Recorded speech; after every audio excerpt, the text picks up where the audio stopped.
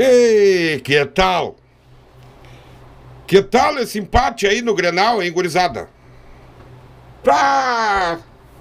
Deu uma complicada, hein?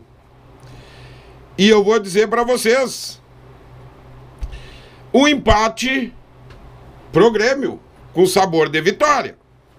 Sendo bem sincero aqui. Grêmio 1, Internacional também 1.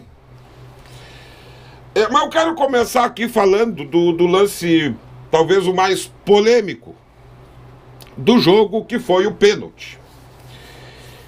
Cara, vou tentar manter uma linha coerente aqui, nesse canal, das minhas opiniões sobre a arbitragem. E manter uma linha de não comemorar erros de arbitragem, mesmo que estes sejam contra o Internacional, onde eu esteja secando, né?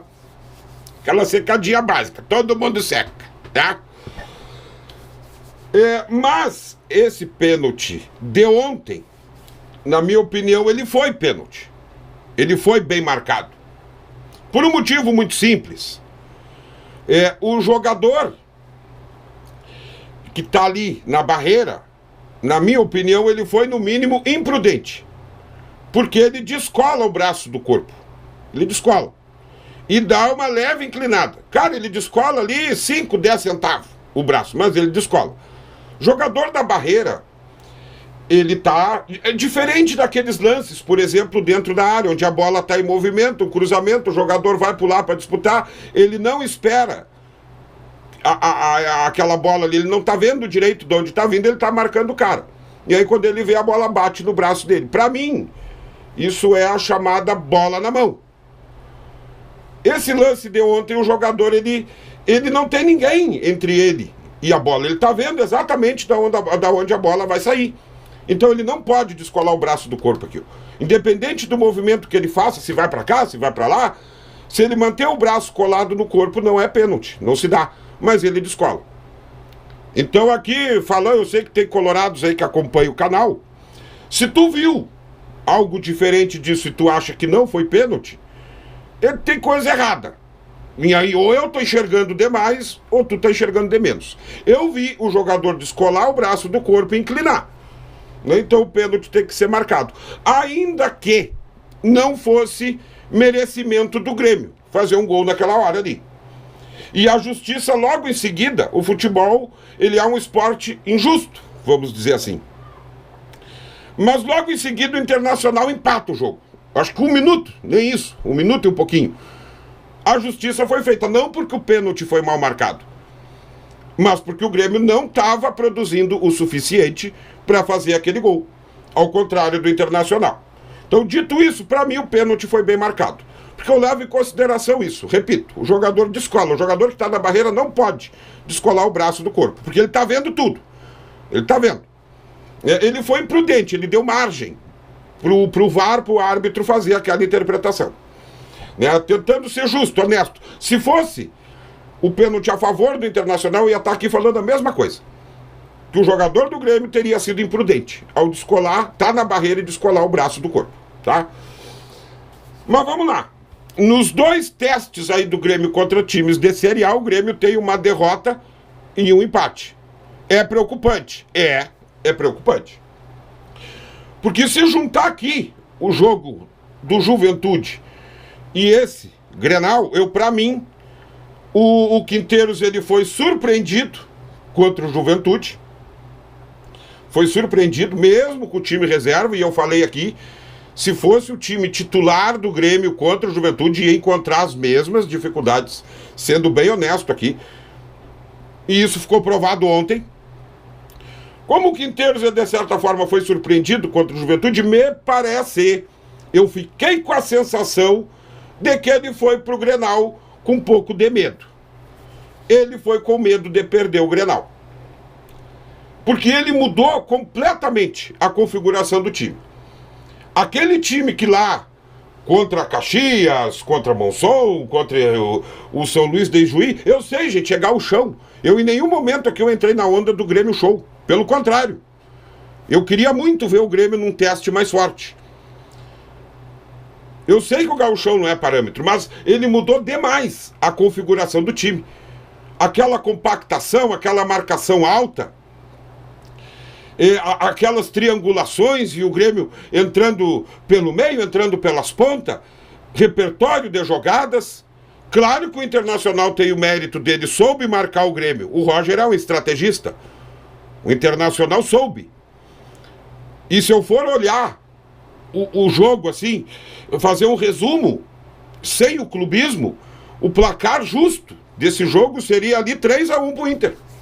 3-1, 2-0 no primeiro tempo. O Grêmio desconta no segundo tempo com o pênalti e toma um terceiro gol. Essa seria a justiça do futebol desse jogo de ontem. Mas como o futebol não é um esporte de justiça, o Internacional pecou aonde? Produziu muito, atacou muito, soube marcar o Grêmio e pecou nas finalizações. E só por isso não ganhou o jogo. O Inter só não ganhou o jogo porque pecou nas finalizações.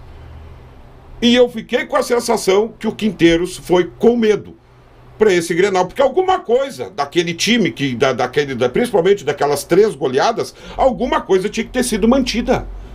O padrão, o jeito de jogar, podia perder, mas perder tentando. Então agora o meu sentimento de torcedor, pô, que Grêmio é esse do Quinteiros? E não adianta se apegar que precisa reforços. Eu sei, a gente sabe, o Grêmio precisa de reforços. Mas ali é um zagueiro, um lateral esquerdo. O Vieri, ele não foi desprezível na lateral esquerda. Eu acho que até ele tentou, ele não sentiu o Grenal. O guri é meio limitado ainda, tem potencial, talvez desenvolva. Mas eu não vi, por exemplo, o Vieri sentir. Claro que faltou o apoio do lateral esquerdo. Faltou. Mas o João Pedro, por exemplo, que é mais experiente, o João Pedro tomou um baile do Bernabéu. Tomou um baile. Completamente envolvido. O Fernando, para mim, melhor jogador da partida. O melhor. Disparado. O Fernando, com quase 40 anos, volante do Internacional, tomou conta da frente da área do Internacional. Para não dizer que foi ruim de um tudo, a apresentação, dos últimos Grenais, vamos botar dos últimos 4, dos últimos 3, vamos botar dos últimos 3 Grenais. Um ponto positivo ontem é que o Alan Patrick, por exemplo, ele não deitou e rolou no jogo. Como foi no último Grenal, principalmente. O Alan Patrick não deitou e rolou. O Quinteiros conseguiu meio ali marcar o Alan Patrick. Mas ainda assim, o Alan Patrick conseguiu, por vezes, se desencilhar da marcação e criar suas jogadas. Dar seus passes, levar perigo pro ataque pra defesa do Grêmio. Levar perigo pra defesa do Grêmio. Ao contrário do Cristaldo, que sucumbiu. Eu espero que alguém tenha avisado lá a dupla de volante do Inter, porque o Cristaldo deve estar no bolso deles até agora. E tá falando aqui um defensor do Cristaldo, que inclusive defende Cristaldo e Monsalve juntos no time do Grêmio. O Cristaldo sucumbiu, mediante ali a marcação dos volantes do Internacional. E por que eu digo que o Quinteiros mudou a configuração? Porque ele pegou a lição do jogo contra o Juventude e ele olhou, esse time, o Inter vai me atacar. E o Grêmio começou a jogar em lançamentos. O Vieri fazendo lançamento, o Grando fazendo lançamento, o Rodrigo Eli fazendo lançamento. O Bright White morreu de fome no ataque do Grêmio. Aqueles lançamentos pro Aravena e pro Pavão. E quando eles conseguiam pegar a bola, várias vezes dentro do jogo, aqueles lançamentos, e quando eles pegavam a bola, aquela tentativa de inverter a jogada de uma ponta para outra. Uma vez que outra deu certo, na maioria das vezes deu errado. A dupla de zaga do Inter muito bem, eles estavam antecipando. Vitão muito bem, o outro menino lá que eu não lembro o nome. E o Bright White no meio, só olhando. E por vezes eles tentando lançar uma bola pro Bright White para ele dar a tal da casquinha. Ou pro Aravena ou pro Pavão. E uma coisa, um sentimento, outro que eu fiquei. E essa é a parte. Além da falta de rendimento, além do Grêmio ter perdido completamente o padrão de jogo. Eu digo, poderia ter perdido, mas perder jogando, ameaçando o gol do Internacional. Isso não aconteceu. A impressão que eu fiquei é que o único jogador do Grêmio ali, e do lado do Grêmio, o melhor foi o Pavão. Parecia o único jogador querendo ganhar o Grenal. O mais preocupante pra mim é isso. Eu fiquei com a sensação que o time do Inter, os jogadores do Inter, eles queriam muito mais que o Grêmio ganhar o Grenal. Não ganharam porque faltou qualidade na finalização. Isso é um problema. Só que o Grêmio, ele tem uma coisa, e isso aí já parece um karma, alguma coisa do ano passado. Uma maldição, sei lá. O Grêmio é aquela máxima de quem não faz leva, quanto o Grêmio não funciona. Não funciona aquela máxima do futebol, como diria o Muricy Ramalho, que a bola pune, quanto o Grêmio não funciona. No Grêmio, se tu não, a máxima que vale no Grêmio é se tu não faz agora, tu vai fazer daqui a pouco. Quem não faz agora, daqui a pouco faz. E tava visto, bola aérea na área do Grêmio tá um problema terrível. Aquele gol de escanteio do Internacional já era para ter saído, porque o time, os zagueiros do Grêmio não conseguem cabecear uma bola, tirar uma bola. Tá, eu entendo, ficaram sobrecarregados. Rodrigo, Eli e o Gemerson, eu não acho que foram desprezíveis, mas eles acabaram ficando sobrecarregados. Porque vazou bastante as laterais do Grêmio. Então, no geral, pra mim agora fica preocupante. Fica preocupante, porque agora eu não sei qual é o time do Grêmio que o Quinteiros está tentando formatar ali. Que ele está tentando compor. Que ele mudou completamente a configuração do time para ir jogar o Grenal, e eu fiquei com a sensação que ele ficou com medo de perder o Grenal.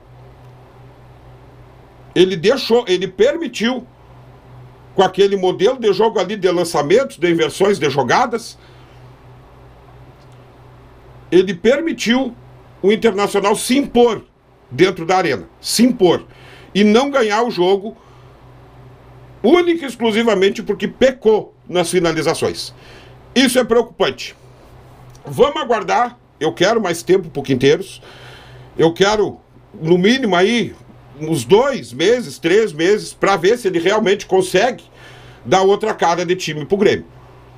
Mas desse jeito aí vai ser difícil. Tem muito trabalho, tem que chegar reforço e o Quinteiros vai ter muito trabalho. Forte abraço. Até o próximo vídeo.